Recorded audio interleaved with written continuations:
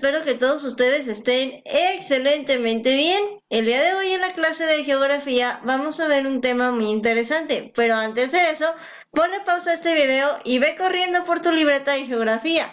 Coloca por favor la fecha del día de hoy y como título ponle el turismo. Aquí te espero.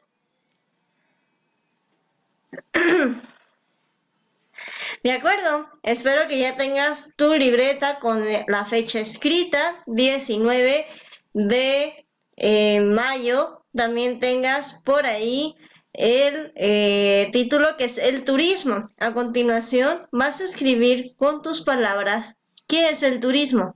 ¿Qué es el turismo para ti? Ponle pausa a este video y resuelve esa pregunta. A continuación, ponle play para que puedas continuar. Muy bien, espero que ya hayas hecho tu esfuerzo y que ya tengas tu respuesta inicial. Vamos a ver ahora qué es el turismo. Bien, chicos, el turismo es la suma total de actividades que realizan las personas durante sus viajes y estancias en los lugares distintos al de su entorno habitual, por un periodo de tiempo consecutivo inferior a un año y con fines de ocio o por negocio o bien otros motivos. En la misma se delimitan con nitidez las fronteras del turismo, separándolo de otras tipologías de desplazamiento colectivo, como es la migración y el trabajo fronterizo. Ok, ¿a qué se refiere todo esto que te acabo de leer? Y que así a ciencia cierta no sabemos ni por dónde nos quedó la cabeza. Bueno, chicos, el turismo no solo se refiere a viajar, sino también con qué finalidad vas. Y la finalidad principal es el ocio. ¿Qué es el ocio? El no hacer nada, el no tener nada que hacer, el ir a vacacionar. Cuando nosotros vamos a las playas, en realidad vamos a hacer turismo, porque nuestra finalidad no es desplazarnos para quedarnos a vivir ahí. Tampoco la finalidad de nosotros ir a la playa es migrar o bien ir con la finalidad de pasar de paso únicamente y ya no dejar ninguna producción. Y esto es algo muy importante, la producción. Cuando nosotros vamos a la playa, generalmente pagamos un hotel para podernos quedar ahí, o pagamos un bungalow, o pagamos alguna cabaña, o bien alguna renta. También solemos consumir en los restaurantes de la zona. ¿Y qué me dices cuando regresas? Muchas veces traes llaveritos, conchitas de mar, pulseritas o cositas que te sirven a ti para recordar ese viaje. Eso es precisamente la importancia del turismo, ir a un lugar para consumir y de esta manera generar economía.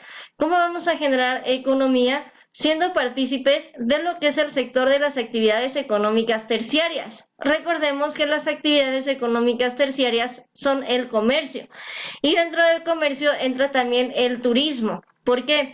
Un hotel te está ofreciendo un servicio, ya es la actividad económica terciaria. ¿Por qué? Porque ya está construido el hotel, ya tiene la materia prima de la cual fue construido, pero ahora van a sacar un servicio de él.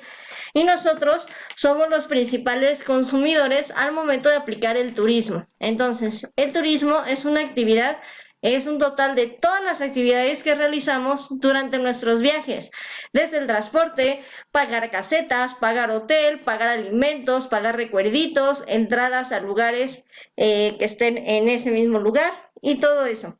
Y es muy diferente a migrar. ¿Por qué? Porque cuando nosotros emigramos nos desplazamos con la finalidad de buscar un nuevo empleo, de buscar un nuevo trabajo o bien de quedarnos a vivir en otro lugar. Es por eso que es distinto. ¿Cuáles son los actores principales? Pues las personas. Y aquí está una diferencia muy importante. ¿Quién es viajero y quién es turista? La diferencia entre un turista y un viajero es que el primero, o sea, el turista, piensa en regresar desde el mismo momento en el que llegó a ese lugar.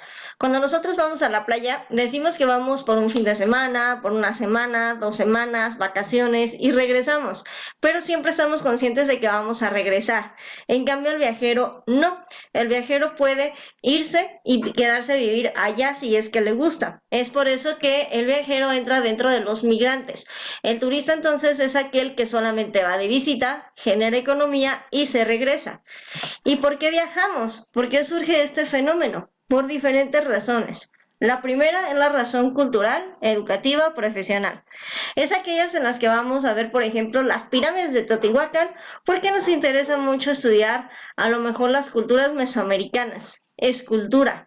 O vamos a lo mejor a ver a Chichen Itza, aquellas también pirámides, aquellas ruinas de Chichen Itza, en donde nosotros nos vamos a empapar de esa historia de México, de esa cultura. También tenemos las razones étnicas, el retorno a nuestros orígenes.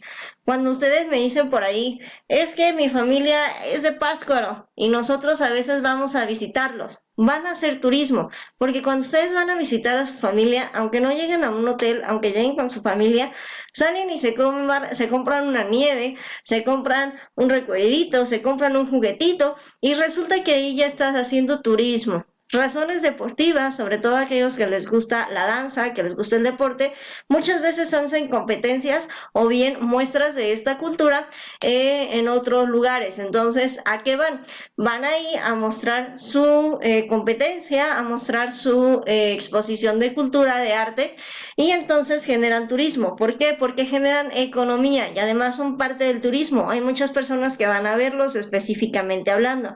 Razones físicas como descanso o salud. Cuando nosotros necesitamos descansar, un break, unas vacaciones, y eso a la vez nos ayuda en nuestra salud. También por razones sociológicas. ¿Qué quiere decir sociológicas? Porque simplemente quiero conocer el mundo o ya me casé y me voy a ir de luna de miel. Y razones religiosas, hay muchas personas que realizan peregrinaciones o viajes para llegar a un lugar en donde van a hacer alguna congregación o bien alguna reunión con los de la religión que ellos mismos practiquen. Y bueno, chicos, el turismo es muy importante, sobre todo para nuestro país. Y déjame darte un dato curioso. Aquí Michoacán es uno de los estados en el cual la economía está basada principalmente en el turismo. Nosotros recibimos muchísimos turistas a lo largo del año, por diferentes razones. Nosotros somos un estado muy rico en pueblos mágicos, tenemos muchísimos pueblos mágicos. Morelia es considerado patrimonio inmaterial de la humanidad y además tenemos algunos elementos naturales como la mariposa monarca, como el Parque Nacional de Uruapan, como el volcán Paricutín, como Pátzcuaro, como Parácuaro, como Paracho, como Quiroga. Aquí mismo Morelia tenemos danzas, tenemos artesanías, tenemos museos muy bonitos. Entonces, chicos, ¿qué sucede? Que aquí vienen muchos turistas, sobre todo en la época de la mariposa monarca, que es precisamente la época de febrero, enero, marzo, por ahí. Y también tenemos en la época del Día de Muertos, la famosa Noche de Muertos de Janitzio, que es muy visitada por los turistas. Y prácticamente el turismo en Michoacán levanta mucho la economía, ya que cuando vienen los turistas consumen lo que es nuestra gastronomía, lo que es nuestras artesanías, lo que son nuestros hoteles, nuestro transporte. Y todo eso a su vez eleva la economía. Es por eso que ahora, chicos, que fue lo del cierre total de negocios de la pandemia el año pasado, como ustedes recordarán, Michoacán fue uno de los estados que sufrió un poco más en cuestión del nivel económico. ¿Por qué, chicos? Porque el turismo disminuyó muy, muy, muy gravemente al grado de que hubo personas que incluso quebraron sus negocios.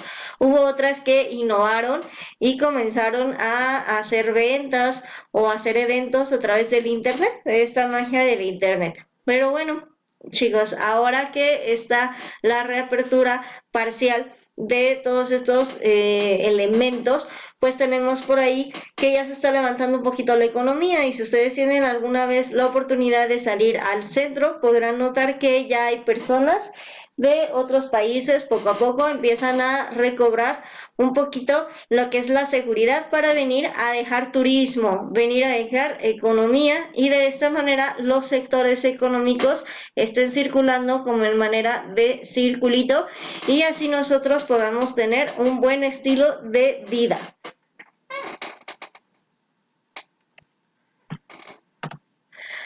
Hoy en la clase de historia vamos a ver un tema muy particular.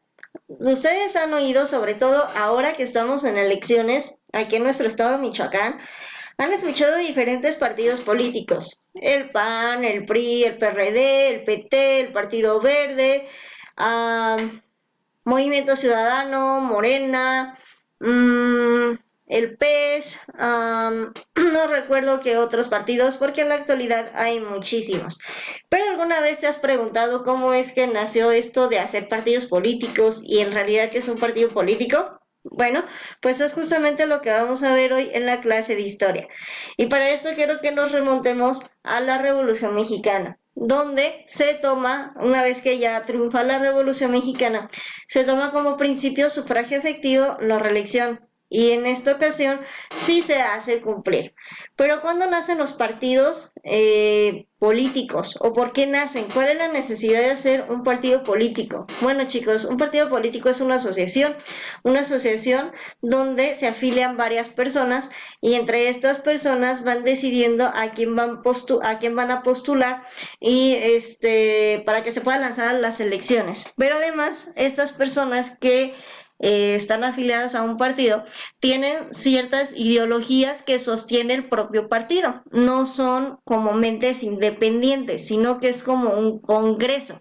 Y de ese congreso, de ese equipo, de ese grupo, sacan a un representante. Bueno, vamos a recordar que la semana pasada veíamos que Plutarco Elías Calles decretaba la ley Calles, en la cual se prohibía el culto. Y al prohibirse esto estalla la Guerra Cristera. Bueno, pues como que Plutarco Elías Calles vio como que había sido un poco empático con la sociedad y de esta manera él pensó que había como fallado como presidente, así es que lo quiso remediar.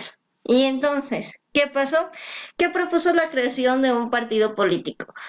Un partido político que negociara la paz con las personas o con los líderes religiosos y que de alguna manera se llegara a una tregua o bien a un acuerdo. Y es así como nace entonces el Partido Nacional Revolucionario o el PNR. Aquí tenemos su logotipo o su bandera del PNR. Bueno, pues en 1938 el partido se reformó y se llamó Partido de la Revolución Mexicana o PRM, que es este de aquí. ¿Te suena familiar este escudo? Si tú pensaste en el mismo partido que yo, estás en lo correcto, porque estamos hablando nada más ni nada menos que el bisabuelo y el abuelo, o mejor dicho, el abuelo y el papá de lo que conocemos en la actualidad como el PRI, el cual revolucionó en 1946, en donde se transforma y adopta el nombre de Partido Revolucionario Institucional. PRI. ¿Por qué hablamos del PRI y no de otros partidos? Porque el PRI es el primer partido que nace de manera oficial, no el primero. Hubo partidos anteriores como el de Francisco y Madero, que es el Partido Nacional Antirreeleccionista. Pero este partido es el primer partido que nace con un certificado o con un registro. Y durante muchísimos años, chicos, el PRI fue el único partido que pudo gobernar en nuestro país, y no solo en la presidencia, sino en la mayoría de los estados, eso sino en todos los estados de la República, hasta que empezaron a surgir otros partidos políticos que vamos a ver más adelante con ideas distintas. El PRI fue un partido que se formó con la intención de negociar entre ambas partes, parte religiosa y parte del Estado. Y tuvo muchos resultados, porque realmente trajo la paz a nuestro país en un principio. Se crearon acuerdos que la Iglesia respetó, así como el Estado. Y de esta manera nosotros tratábamos de tener una política separada de la religión, sea cual fuere. Pero hubo algunos partidos de oposición, que se les llamó como partidos de izquierda, que iban en contra de los principios del PRI, que durante mucho tiempo trataron de quitarle el poder, el cual no pudieron lograrlo hasta casi una década de nosotros, casi nosotros lo vivimos, los que estamos más grandes vivimos este cambio del PRI a otro partido político. Bueno, por ahora me interesa que sepas cómo es que nace un partido político y cuál es la necesidad por la cual se fundó un partido político. Los demás los iremos viendo en clase conforme vayamos avanzando.